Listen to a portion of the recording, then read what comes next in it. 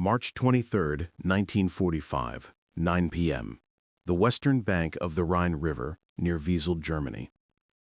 Through his shaking binoculars, Lieutenant Wilhelm Steinberg scanned the dark waters, jotting notes into a field journal that Allied forces would later find among captured German documents. "The Americans have reached our sacred river," he wrote, "but they can't cross. No army ever has." As night fell, flashes of artillery lit the horizon, thousands of guns firing from the western bank. To German commanders, it all looked familiar. The start of a traditional river assault. Days of bombardment, then slow bridge building, then waves of soldiers crossing at points the 88s could tear apart. For 2,000 years, the Rhine had shielded Germany. And even now, as the Reich collapsed, its engineers swore the river's width and current made any crossing impossible without weeks of preparation. But across the water, 2,000 men from the 51st Highland Division were getting ready. They weren't using fragile assault boats or waiting for engineers to build pontoon bridges under fire. They had something entirely different. Machines the Germans had seen before, but completely misunderstood. The Allies called them ducks, odd boat-shaped trucks the Germans had dismissed as beach toys for Normandy landings. They had no idea that these amphibious vehicles would rewrite the rules of river warfare. The Rhine, their uncrossable moat, was about to become a highway, thanks to American industrial genius that no one in German intelligence had taken seriously. That failure had begun months earlier. General Gunther Blumentritt, chief of staff to Field Marshal von Rundstedt, later admitted that the Wehrmacht never truly grasped what the Americans were capable of. Reports from Sicily, Salerno, and Normandy described swimming trucks, but analysts filed them under curiosities, right next to ice cream ships and Coca-Cola battalions. Among the defenders on the Rhine was Major Hans-Georg Model, son of Field Marshal Walter Model. His diary, later captured, revealed how confident the Germans had been. To them, river crossings were governed by unbreakable laws, overwhelming artillery, heavy bridges, and most of all, time. Time for the defenders to zero in and destroy any crossing. But when Allied troops captured German headquarters, they found reports that mentioned the duck just 3 times in 6 months, each time dismissing it as irrelevant. Intelligence officers estimated there were maybe 100 of them in Europe. In truth, there were over 2,000. The Allies had entire amphibious truck companies, each with 50 ducks and trained crews who'd been practicing river crossings since Normandy. The British had another 2,000 through Lend-Lease, and the Canadians used 800, specially modified for cold weather. The duck was a masterpiece of American problem-solving. It was born not on a battlefield, but on a sandbar off Massachusetts in 1942, when a Coast Guard boat ran aground and ordinary trucks couldn't reach it. That tiny problem sparked an idea. What if a truck could drive straight into the sea and back out again? Engineer Palmer C. Putnam teamed up with yacht designer Rod Stevens, Jr. and mechanical genius Dennis Pulliston to make it happen. Ford said it was impossible. GM said, "We'll do it." 38 days later, the first duck rolled out. It combined a standard GMC 2.5-ton truck with a watertight hull, a propeller, and the world's first central tire inflation system, allowing drivers to change tire pressure on the move. Low for sand and mud, high for pavement. It could cruise at 5.5 knots in water and roll seamlessly onto land. By war's end, GM had built over 21,000 of them, a machine that cost 7 times more than a Jeep, but would prove priceless. Meanwhile, on the Rhine, the German First Parachute Army was a ghost of its former self. 90,000 men had been lost in the Reichswald battles. Their replacements were old men and boys, barely trained, armed with captured weapons, and wearing armbands instead of uniforms. One German soldier wrote home on March 20th, "The Americans are across from us now. We hear their engines day and night. But the Rhine protects us. Even Napoleon couldn't cross it under fire. They believed it. They had destroyed the bridges and registered every crossing point for artillery fire. On paper, their defense looked unbreakable. For months, hundreds of thousands of civilians had labored to reinforce bunkers and fortifications. 3,000 concrete positions dotted the riverbanks.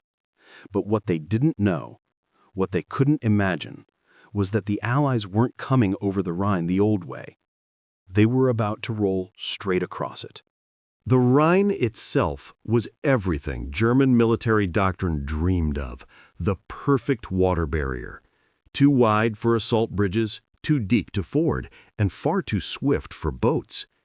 Field Marshal Albert Kesselring, who'd just taken command after von Rundstedt's dismissal, summed up German confidence in one chilling order. The enemy will need 48 to 72 hours to establish any real bridgehead. That's when we'll counterattack. But those mobile reserves he spoke of, just 150 functioning tanks, assault guns, and tank destroyers stretched thin across nearly 200 miles of front. And the real weakness wasn't the numbers, it was the mindset. German doctrine treated river crossings as step-by-step affairs: suppress with artillery, send in infantry on assault boats, build fragile bridgeheads under fire, then construct bridges piece by piece before armor could move across. Every phase gave defenders precious time to regroup and strike back. What they didn't realize was that the Allies had thrown out the entire playbook. Along the western bank of the Rhine, hidden in forests and villages, sat the largest collection of amphibious vehicles ever assembled in history. By March 22, 1945, hundreds of DUKWs were lined up within 5 miles of their launch points, waterproofed, inspected, and carefully balanced with cargo so they'd stay steady in the current. Lieutenant Colonel William Thompson of the 458th Amphibious Truck Company later recalled, "This wasn't Normandy, no tides, no beaches. This was about current, exit points, and timing our moves so we didn't end up under our own artillery. We'd practiced for weeks on the Meuse River, learning how to handle those ducks in fast water." These weren't stock DUKWs anymore. After 3 years of combat upgrades, they were armored, armed, and hardened. Steel plating protected drivers and engines, 50 caliber mounts give them bite, and powerful bilge pumps could keep them afloat even after being riddled with bullets. Captain James Mitchell from the 819th Amphibious Truck Company remembered the final briefing vividly. "They told us straight, we were about to do something no army had ever done before.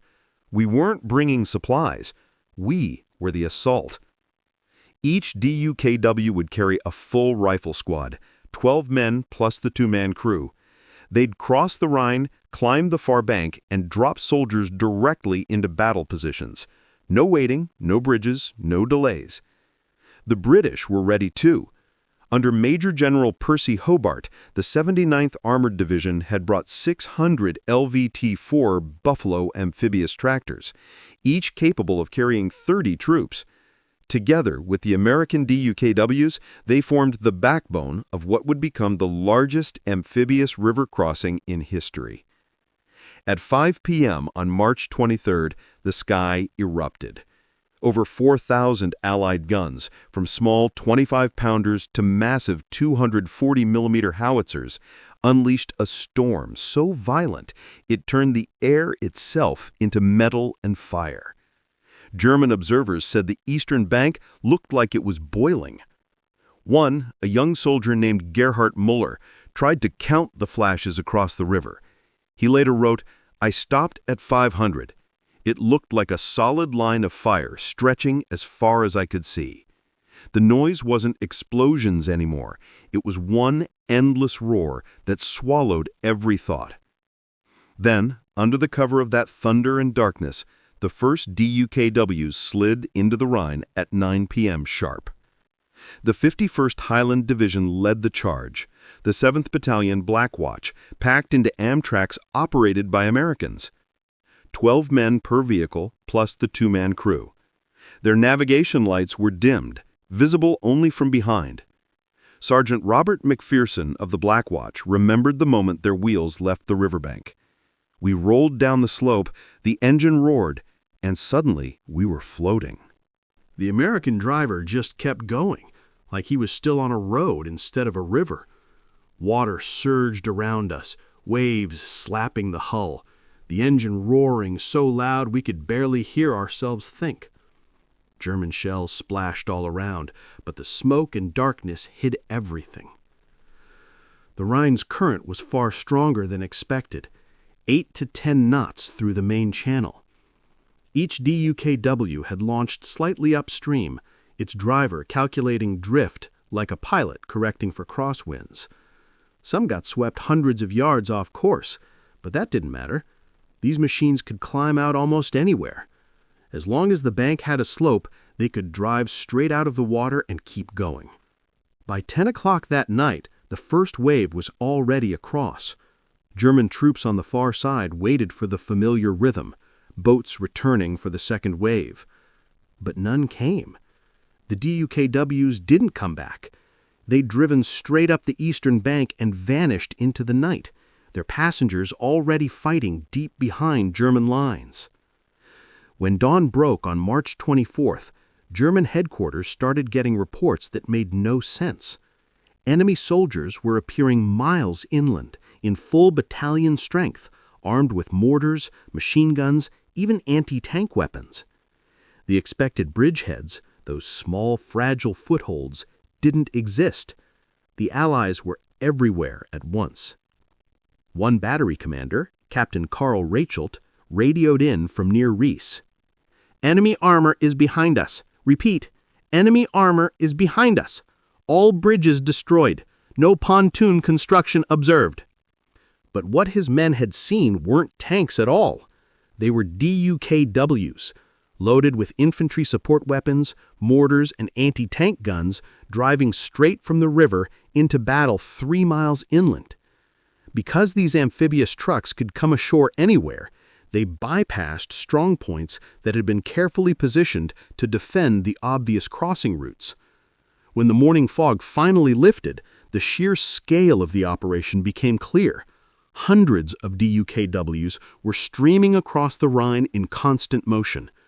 Unlike assault boats, which needed engineers and fixed launch points, the DUKWs didn't care where they entered or exited.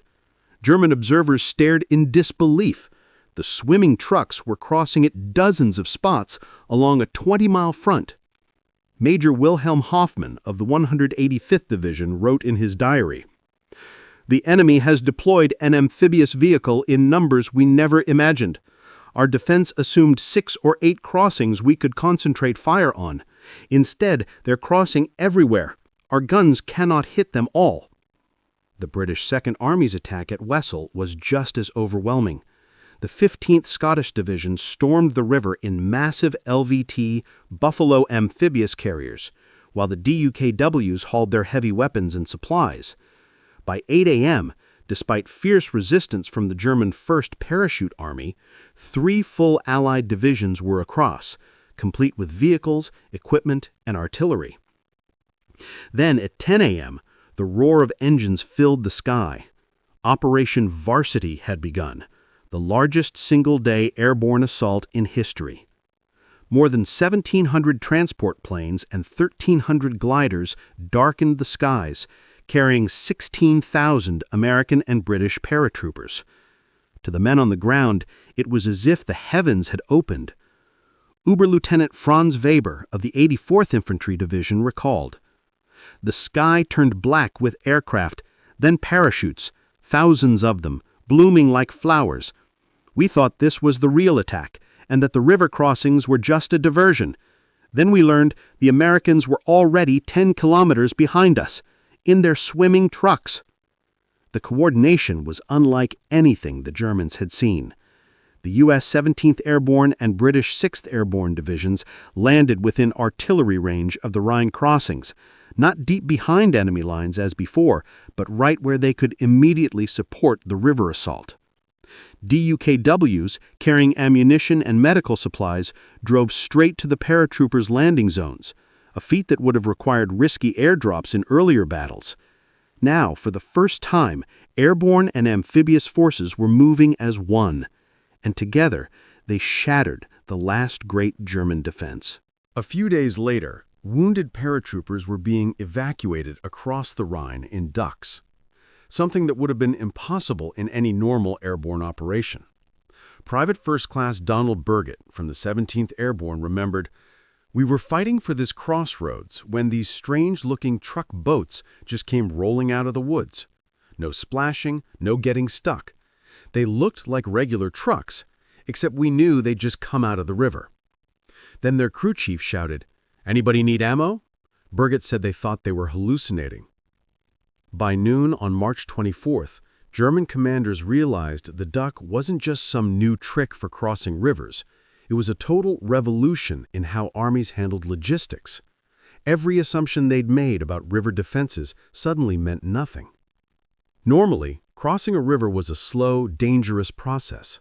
First, establish a bridgehead, then build a bridge, then start moving supplies. Each phase could be bombed, shelled, or counterattacked.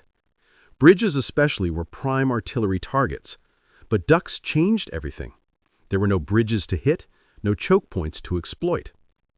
Lieutenant Colonel George Sims, the logistics officer for the 16th Corps, actually set up what he called duck highways across the Rhine. Trucks full of ammo, food, medical gear, and fuel would just drive into the river on one side and drive out on the other, straight to the front lines. No unloading, no transfers, no waiting. Sims said they were running about 50 ducks an hour. Each one carried either 2.5 tons of supplies or 25 soldiers. That's roughly 125 tons of cargo or 1,250 troops every single hour. The Germans kept searching for bridges to bomb, but there were none. Just endless lines of trucks driving through the water. One German paratrooper, Feldwebel Harman Gutz, wrote in his diary, "They have endless vehicles that swim. How do you stop an army that can turn a river into a road? We destroy bridges for nothing. They don't even need them." Even supply crews were stunned. Technical Sergeant Anthony Russo from the 30th Infantry Division recalled setting up a supply dump 3 miles beyond the Rhine when a duck rolled up, dripping wet, loaded with hot food. The cooks had prepared it on the western bank and sent it straight across, hot coffee and meals delivered right into the middle of a firefight. Russo joked, "The Germans must have thought we were crazy." By March 25th, the situation was unlike anything the German army had ever trained for.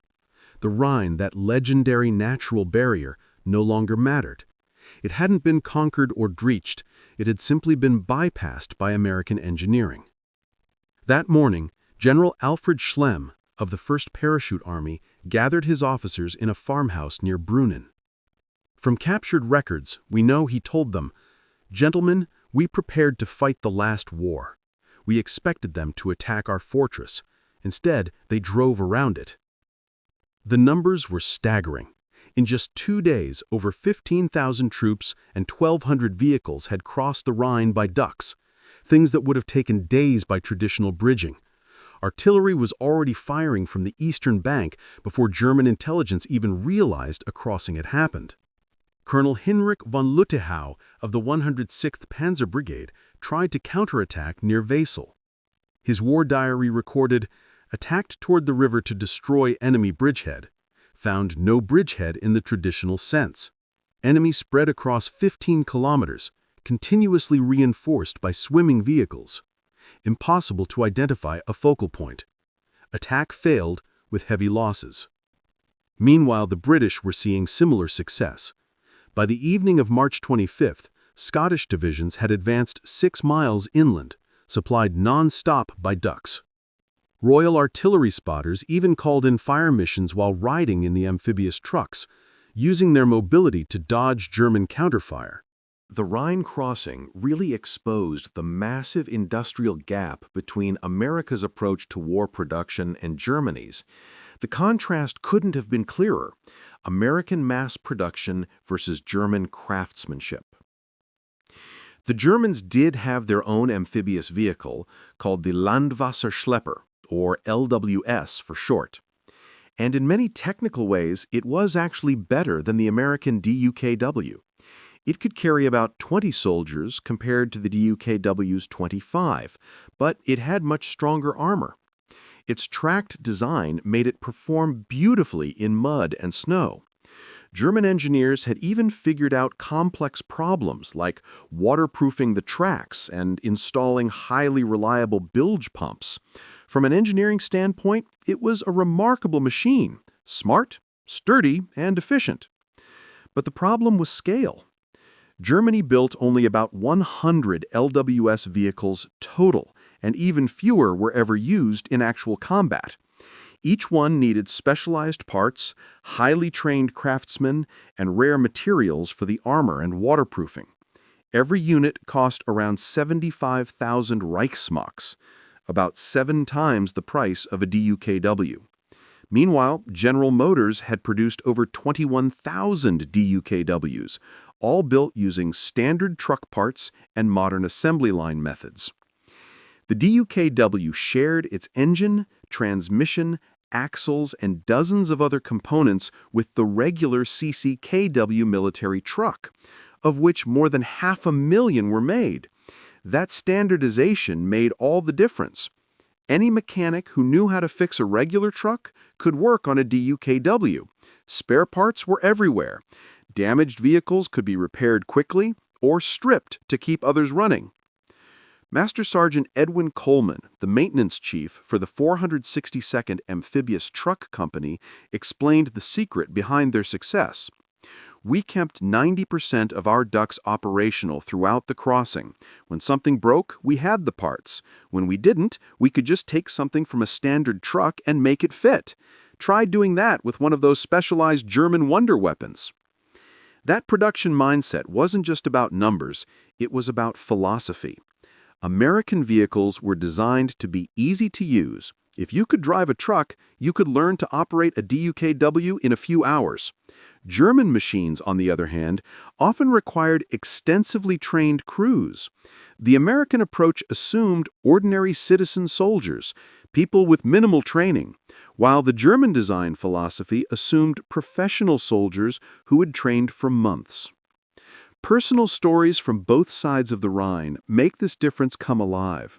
These weren't just abstract statistics or strategic theories, they were real experiences of young men witnessing a technological revolution in warfare.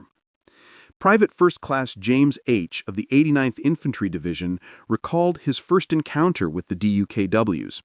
He was standing on the West Bank, expecting to pile into assault boats under fire, just like he'd trained. Then, these things that looked like boats with wheels came rolling down the bank. A Navy guy, Navy, right in the middle of Germany, waves us aboard. I asked him, "What the hell is this thing?" He just grinned and said, "Your taxi to Berlin, soldier." The sight of U.S. Navy sailors operating amphibious trucks deep inside continental Europe completely baffled the German troops. Seaman Second Class Robert Moody, who served with the Navy detachment running DUKWs across the Rhine, remembered how captured Germans reacted. They just stared at our Navy uniforms. One who spoke English kept asking, "How is the American Navy here? The ocean is 300 miles away."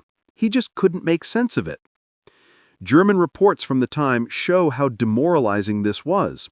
Lieutenant Friedrich Schulzer of the 338th Infantry Division wrote in a letter found after his capture, "They came across the river like it was a street. Not sneaking, not rushing between artillery barges, just driving. Trucks full of soldiers driving through the Rhine. We fired at them, but more kept coming. Always more. Where did they get so many?" Another German, Unteroffizier Paul Braun, captured on March 26, told interrogators, "We were told the Rhine would stop you for weeks, that you'd have to build bridges we could destroy, that your assault boats would be easy targets. Nobody told us about swimming trucks."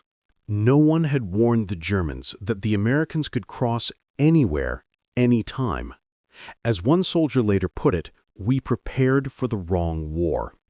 By March 26, 1945, just 72 hours after the first DUKW entered the Rhine, the entire German defensive line had collapsed. What German doctrine insisted would take weeks had been achieved in 3 days. The impassable Rhine, which Nazi propaganda had promised would protect the Reich until new negotiations could be arranged, had simply vanished as a defensive barrier. The numbers from those 3 days were staggering. DUKWs completed over 5,000 individual crossings, transporting 15,000 troops, 1,200 vehicles, 3,000 tons of supplies, and evacuating 2,000 wounded. Under normal conditions, with traditional bridging operations, it would have taken 2 full weeks and enormous losses to move that much material under fire. Field Marshal Bernard Montgomery, often criticized for being overly cautious, achieved total operational surprise through his massive use of amphibious vehicles. In his after-action report, he wrote, "The enemy expected us to cross the Rhine. They did not expect us to drive across it. That distinction proved fatal to their defense." On March 26, General Dwight Eisenhower arrived to see the results himself. His aide, Captain Harry Butcher, recorded Ike's reaction. Standing by the river, watching lines of DUKWs shuttling back and forth like a ferry service, Eisenhower turned to General Omar Bradley and said, "With these things, every river in Germany is now a highway." Bradley replied dryly, "The Germans are just figuring that out." By that day, the psychological collapse on the German side was total. Joseph Goebbels wrote in his diary, "The situation in the West has become impossible. The enemy has crossed the Rhine along a broad front with a new type of amphibious vehicle we failed to anticipate. Our last natural barrier is gone. The war is lost." March 27th marked the full exploitation of the Rhine breakthrough. With German defenses in complete disarray, Allied commanders unleashed their mobile forces. The DUKWs, having completed their amphibious mission, revealed another strength. They could function as ordinary trucks once ashore, keeping up with the armored spearheads. The U.S. 2nd Armored Division, nicknamed Hell on Wheels, crossed the Rhine in record time. Tank crews later described the surreal sight of following DUKWs that had just come out of the river, water still dripping off their sides, as they raced down German autobahns. The amphibious trucks brought fuel and ammunition straight to the advancing tanks, eliminating the usual post-crossing delays for bridge building and supply organization. Major General Isaac White, who commanded the 2 armored, reported, "We advanced 50 miles on March 27th alone. In any previous operation, we'd have been waiting for bridges to be finished and for supplies to catch up. Instead, the DUKWs kept pace with us. They crossed rivers we encountered, scouted for new crossing sites, and set up supply points before our main body even arrived." German resistance quickly fragmented into isolated groups. Units trained to counterattack fixed bridgeheads suddenly found themselves surrounded or bypassed by Allied forces that seemed to appear everywhere at once. The rigid German doctrine, built around destroying specific crossing points, simply didn't work when hundreds of amphibious vehicles could make their own crossings wherever they pleased. General Hans von Luck, one of Germany's most respected armored commanders, described his realization in his memoir. Racing toward the town of Dorsten on March 28th, his battalion tried to set up a blocking position only to find American troops already entrenched. "I asked the captured lieutenant how they'd moved so fast," von Luck wrote. "He pointed to a line of those amphibious trucks and said, 'We don't wait for bridges.' That's when I understood Germany hadn't just lost a battle, we'd lost an entire form of warfare." The true significance of the DUKW at the Rhine went far beyond tonnage or numbers. These swimming trucks fundamentally changed the mathematics of river warfare. Traditional crossings focused forces at 1 or 2 points, perfect targets for artillery and airstrikes. But with DUKWs, crossings could happen anywhere along the front, scattering German fire and overwhelming their defenses. German doctrine called for counterattacking bridgeheads before they could be reinforced, but this time there were no bridgeheads, just a steady, continuous stream of amphibious vehicles infiltrating across miles of riverbank. Colonel William Thompson, who oversaw DUKW operations for the U.S. Ninth Army, later summed up the difference. Building a heavy pontoon bridge under fire could take 12 to 24 hours, and during that time, you'd only be able to ferry over maybe a company per hour by assault boat, if everything went right. The DUKWs changed all that. They erased the waiting. We were moving an entire battalion every hour with the DUKWs, right from the very start of the operation. That kind of speed was unheard of in traditional river assaults. But one of the most overlooked effects of the DUKWs was medical. Captain Dorothy Anderson, a nurse with the 45th Field Hospital, described how the system worked. Wounded soldiers were loaded into DUKWs right there on the eastern bank and driven straight across to our hospital on the western side. No vehicle transfers, no waiting for bridges. We were getting men into surgery within an hour of being hit. That just wasn't possible in any earlier river crossing. The DUKWs also made entirely new tactics possible, things no one had ever tried before.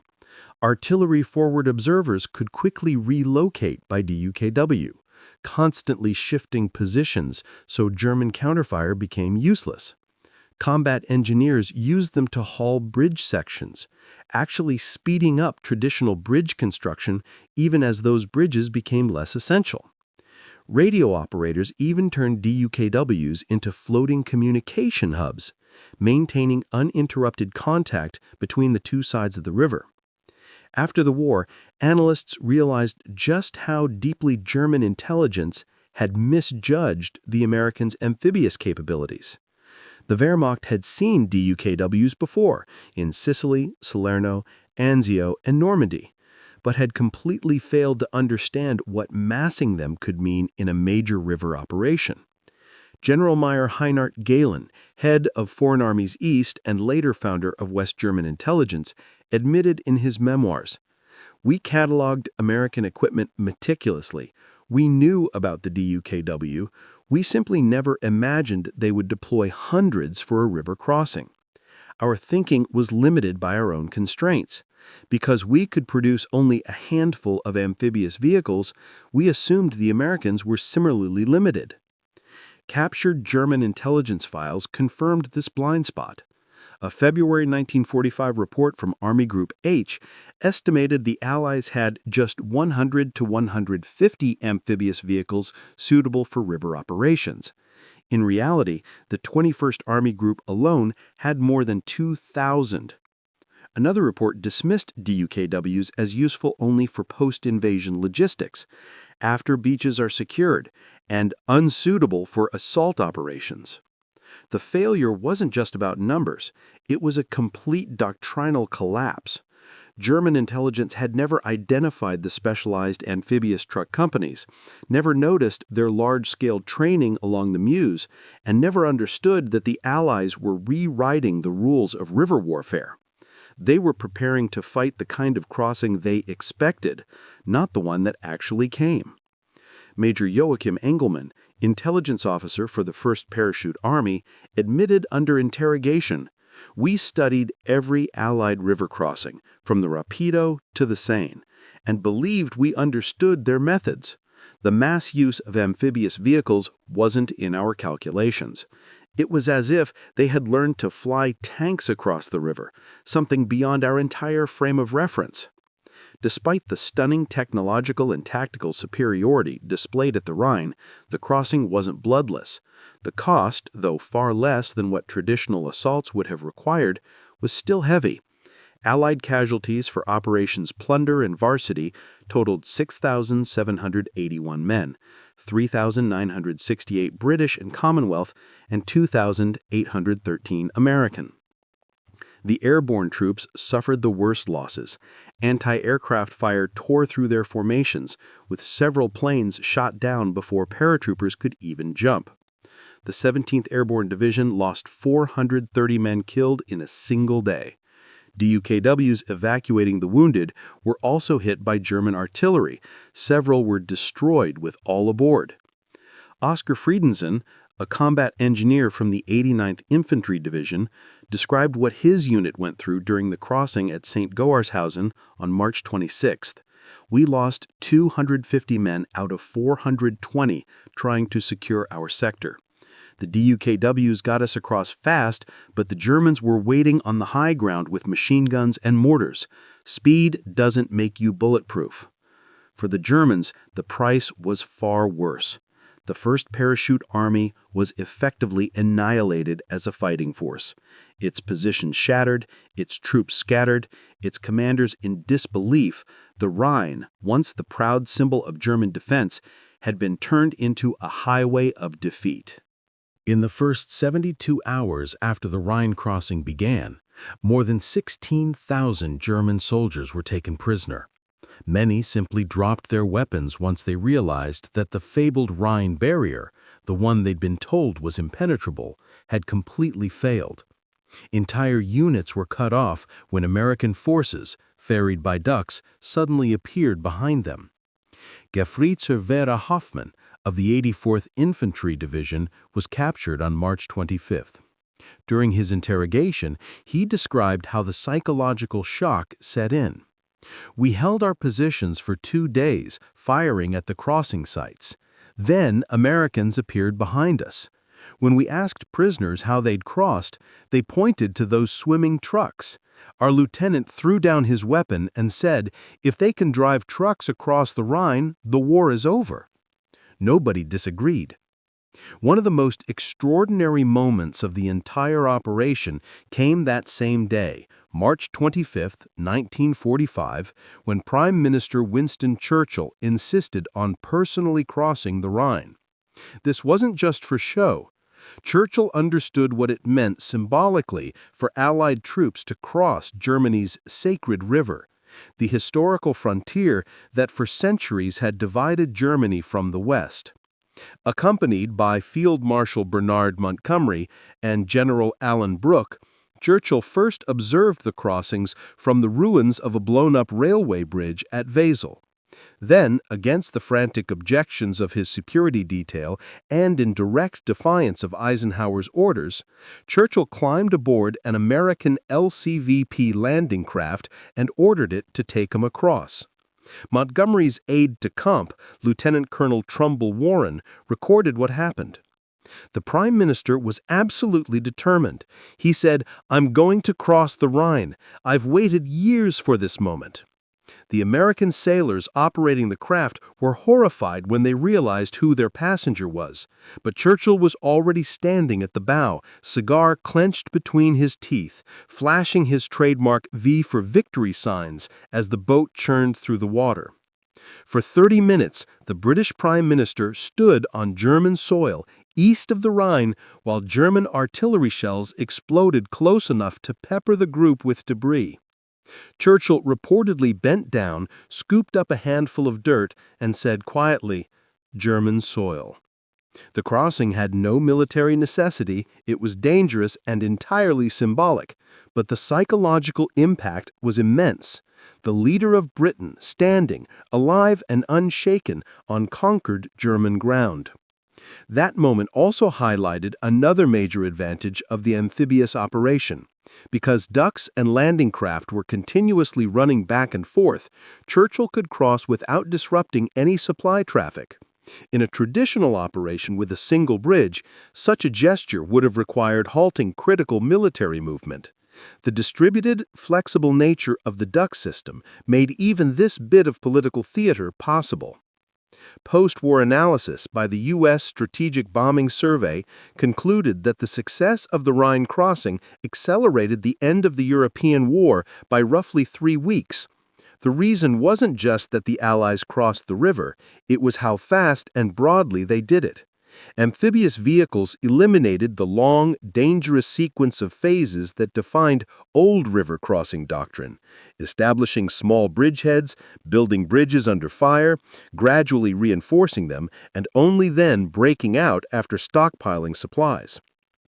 That slow process normally took 2 to 3 weeks, giving the enemy precious time to regroup, build new defenses, demolish infrastructure, or negotiate a retreat. But now, in just 72 hours, 3 Allied armies were already surging into Germany's heartland. The Ruhr, the industrial core of the Reich, was encircled. By April 1st, the advance was moving so quickly that the Germans had no time to destroy their own factories, bridges, or supply depots, which might have prolonged the fight. General Omar Bradley later reflected on the cost that had been avoided. If we'd have had to cross the Rhine the traditional way, assault boats, engineers under fire, gradual reinforcement, we'd have lost at least 50,000 men. The Ducks turned what should have been a bloodbath into a transportation exercise. The strategic effects rippled far beyond the Rhine. News of the crossing's speed and success reached the Soviets, who immediately accelerated their push towards Berlin. Stalin was determined not to let the Western Allies seize the Nazi capital first. The race for Berlin, a race that would define post-war Europe, had effectively begun because of the Ducks' triumph on the Rhine. By March 28, 1945, the German command structure in the West had collapsed. Communications between units broke down completely as headquarters were overrun or fled eastward. The momentum created by the Rhine crossing made it impossible for the Wehrmacht to mount any coherent defense. Field Marshal Walter Model, commanding Army Group B, found his forces cut off and trapped in what became the Ruhr pocket. His final order, issued on March 29th, reflected the utter hopelessness of the situation, an army commander watching his entire command disintegrate before his eyes. The enemy has achieved the impossible at the Rhine. Further resistance only increases suffering. I release all soldiers from their oath. Save yourselves as best you can. Those were the final words Field Marshal Walter Model issued to his troops on March 29, 1945. 3 weeks later, on April 21st, he took his own life rather than surrender. His suicide marked not just the end of a commander's career, but the psychological collapse of the German army itself. Soldiers who had once fought ferociously for every village now laid down their weapons in droves. For generations, the Rhine had been more than a river.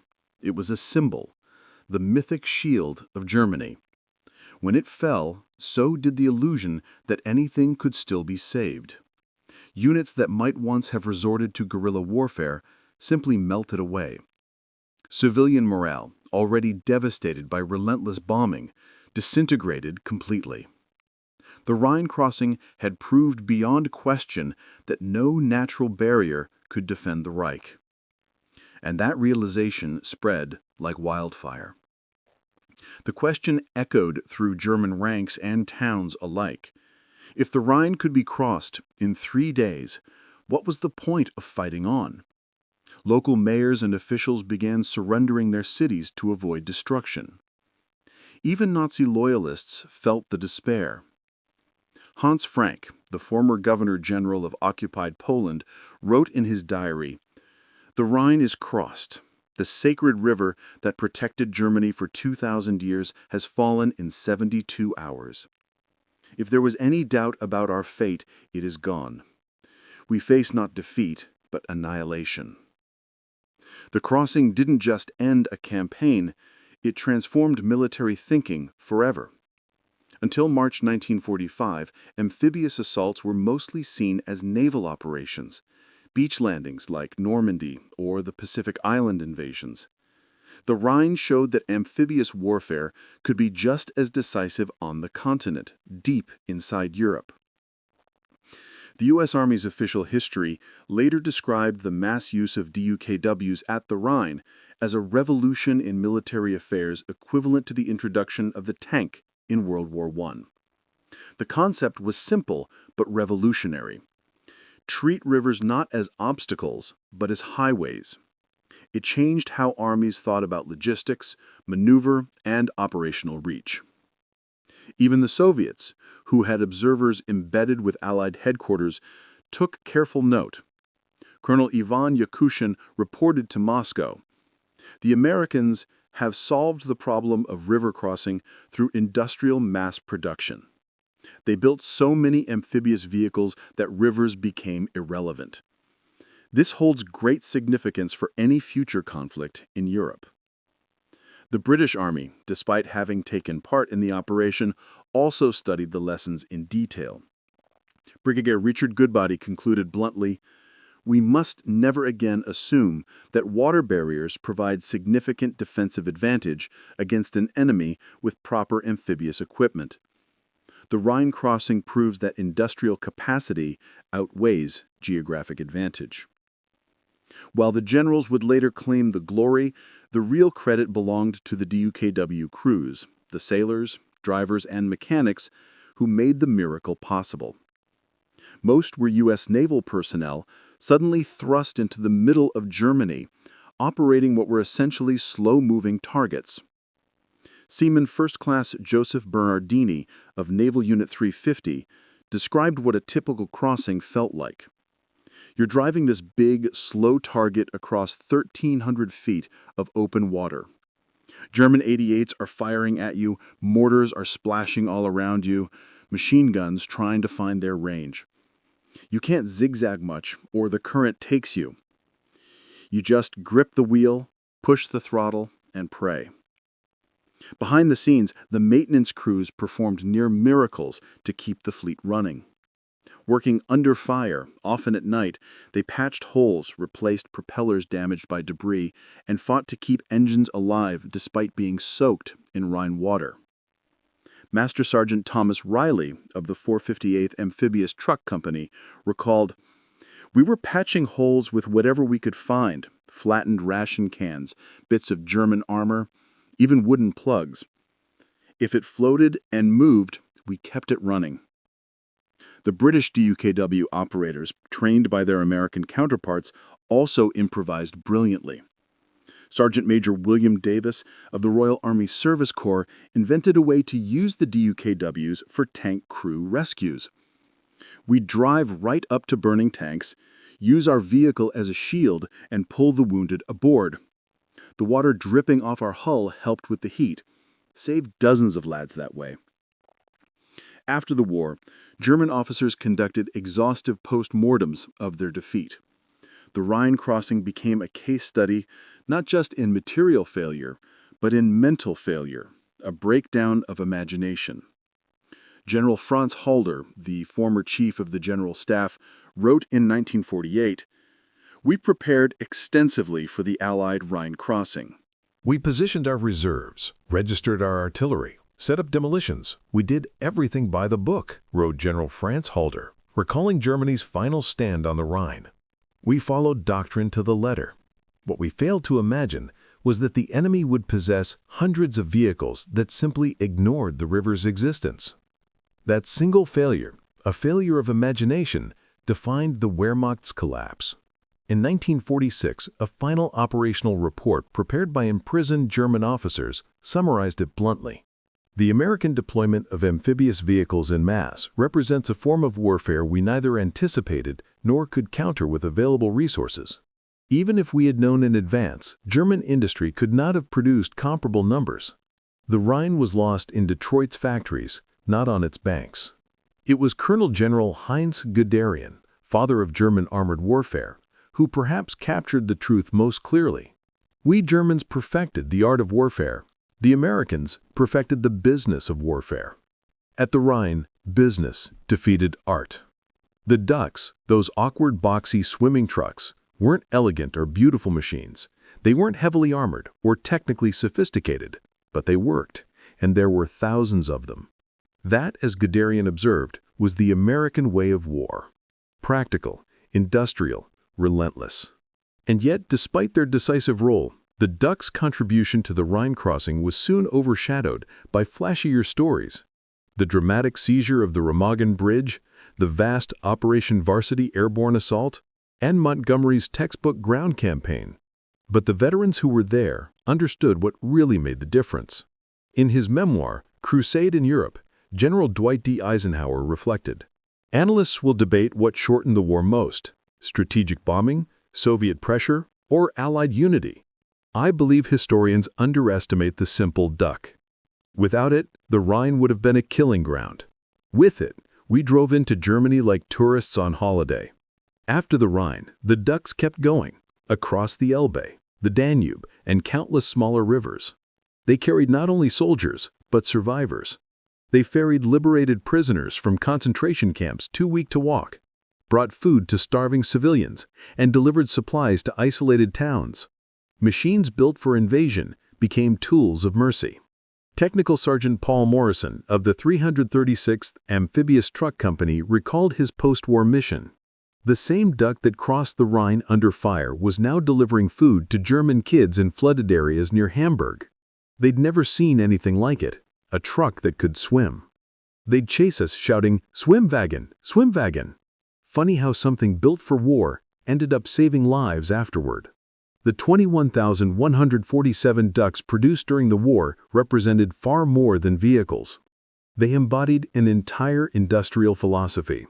While German engineers chased mechanical perfection in small batches, American manufacturers focused on adequate performance in overwhelming numbers.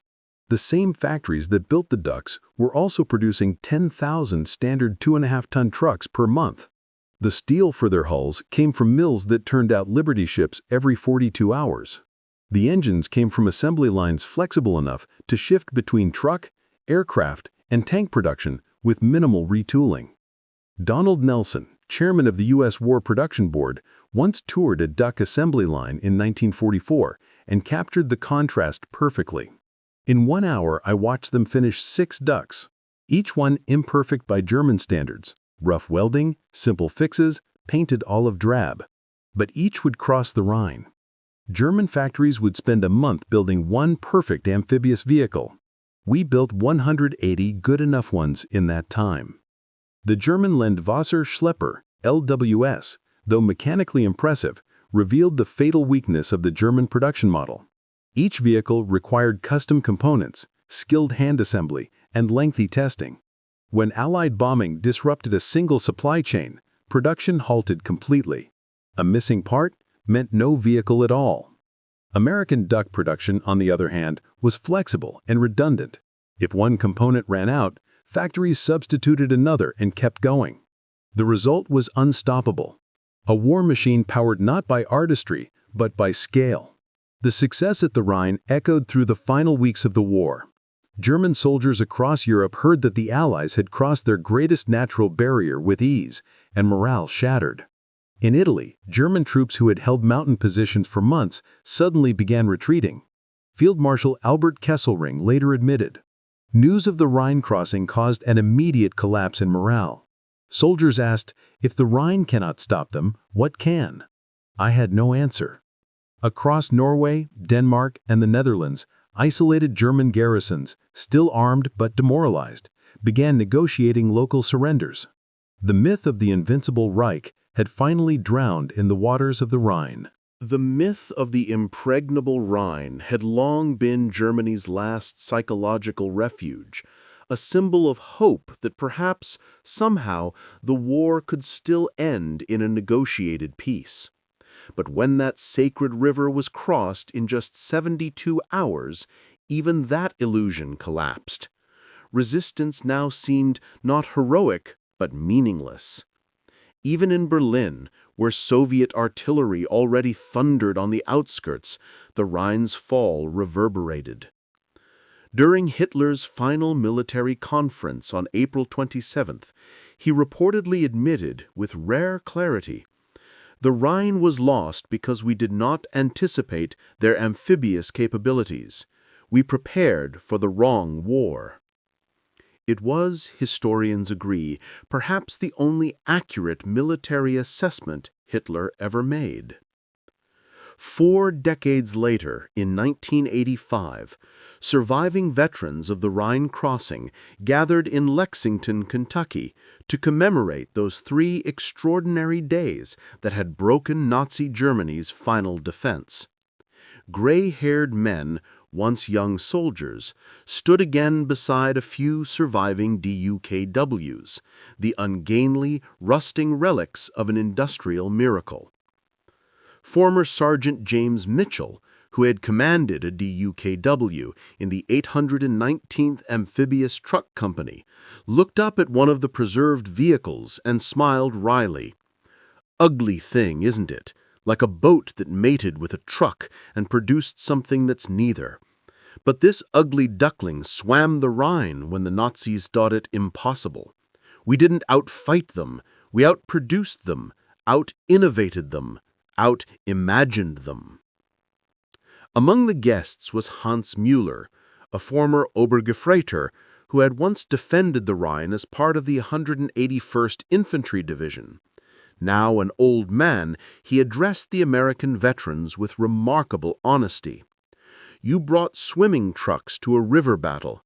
We brought anti-tank guns to stop swimming trucks. The moment I saw those vehicles driving out of the Rhine, I knew the war was over. Not lost, over. You cannot fight an enemy who turns your strongest defense into a highway." The reunion revealed a deeper truth, that the Rhine crossing success wasn't a triumph of courage alone, or even of battlefield brilliance. It was a triumph of industrial capacity fused with innovation. The real heroes were not only the soldiers who risked their lives under fire, but also the workers on the assembly lines in Pontiac, Michigan, who built the tools that made victory possible. Between March 23 and 26, 1945, something greater than a military operation occurred. It was the triumph of American industrial democracy over German military aristocracy, of mass production over craft perfection, of pragmatic innovation over rigid doctrine. The DUKW itself symbolized that transformation. It wasn't the best amphibious vehicle ever designed, not even close. It was the best that could be mass-produced quickly, cheaply, and reliably with existing tools. It solved problems not through elegance, but through scale, not through perfection, but through practicality. It was driven not by professional soldiers with years of training, but by citizen soldiers who had learned their trade in a matter of days. To traditional German officers, this was horrifying. General von Rundstedt, speaking in British captivity, reportedly complained, "War has become a factory manager's business rather than a general's art. Your swimming trucks were not weapons of war, but products of industry. You defeated us not on the battlefield, but in the factory." Yet that, in the end, was precisely the point. America had industrialized and democratized warfare, just as it had democratized production itself. The DUKW represented not only military ingenuity, but an entire ideology, the belief that with enough organization, imagination, and production, any problem could be solved. The final accounting of the Rhine operation underscored the scale of that achievement. Vehicles involved, hundreds of DUKWs in direct Rhine operations, supported by 600 British Buffalo LVTs with more than 2,000 DUKWs available in theater. German equivalent, only about 100 Landwasserschlepper vehicles ever built, few operational. Operational results, March 23 to 31, 1945. Over 15,000 troops transported across the Rhine, 1,200 vehicles delivered, 3,000 tons of supplies carried, 2,000 wounded evacuated, over 5,000 individual DUKW crossings completed. Production comparison, 21,147 DUKWs built by the United States, 562,750 standard trucks sharing interchangeable DUKW components. Behind each number lay a revolution, a story of how a simple, ugly duckling of a machine turned a mighty river into a road, and with it ended a war. By the war's end, the numbers told the story better than any speech could. Germany had built around 100 long Wasserschleppers, none of them specifically designed for river assaults. The United States, by contrast, had produced over 21,000 ducks, with more than 2,000 deployed in the Rhine campaign alone. From the first sketch to the prototype, the duck had taken just 38 days to create. It took 72 hours to breach the Rhine's defenses. The rapid crossing shortened the war by an estimated 3 weeks and spared roughly 50,000 Allied lives that would have been lost in a traditional bridge-building assault. Each duck cost about $10,750, while each German LWS cost 75,000 Reichsmarks, a 7-to-1 advantage in cost and an infinite one in practical deployment. Yet the duck's true legacy went far beyond those figures. It proved that technological surprise in modern war no longer depended on secret wonder weapons, but on the mass application of innovations others failed to take seriously. Germany had dismissed the amphibious truck as a logistical oddity. America had turned it into a strategic revolution. After 1945, militaries around the world absorbed the lesson. NATO's Cold War doctrine made amphibious and river crossing capability a priority across Europe's river-laced terrain. The Soviet Union developed entire families of amphibious transports, inspired by the American success on the Rhine. Today, every major army treats river mobility as standard practice, a direct inheritance of that March 1945 breakthrough. Beyond its military significance, the duck embodied the core of the American production philosophy: quantity over perfection, availability over complexity, reliability over sophistication. It was a worldview that reshaped not only warfare, but post-war civilization itself. The Marshall Plan echoed the duck's logic, rebuilding Europe not with custom-made solutions, but with mass, standardized aid. The interstate highway system translated wartime logistics into national infrastructure. The space race later applied the same principle: favor reliable, mass-produced components over artisanal precision. Perhaps the duck's most profound contribution, however, was psychological. To German soldiers and civilians alike, the sight of Americans driving trucks through the Rhine, through the river that had symbolized Germany's security for 2 millennia, shattered faith in victory. Interviews conducted after the war captured the moment of realization. Frau Elisabeth Becker, who lived near Wesel, recalled, "We heard the artillery on March 23rd, terrible thunder all night. We expected weeks of fighting. Then, on March 26th, American trucks were driving past our house, still wet from the crossing. My father, a veteran of the Great War, looked at them and said, 'When your enemy can drive trucks through rivers, the war is over.'" He was right. That moment of stunned recognition spread across Germany. Resistance faded not just because of military defeat, but because of technological obsolescence. The dawning realization that a nation built on engineering precision had been overtaken by one built on industrial imagination.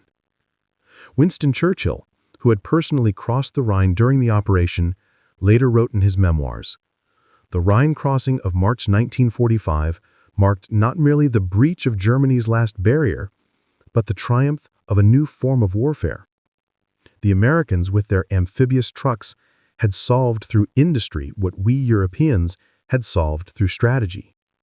They did not defeat the Rhine, they ignored it." I watched those ungainly vehicles, part boat, part truck, wholly effective, streaming across waters that had guarded Germany since the days of Rome. Each duck was a messenger of doom for Nazi Germany, carrying not just soldiers, but proof of American industrial supremacy. He went on, "In my long life, I have seen many military innovations, the machine gun, the tank, the airplane. But few impressed me as much as those simple swimming trucks. They represented not technological brilliance, but organizational genius, not German-style perfectionism, but American-style pragmatism.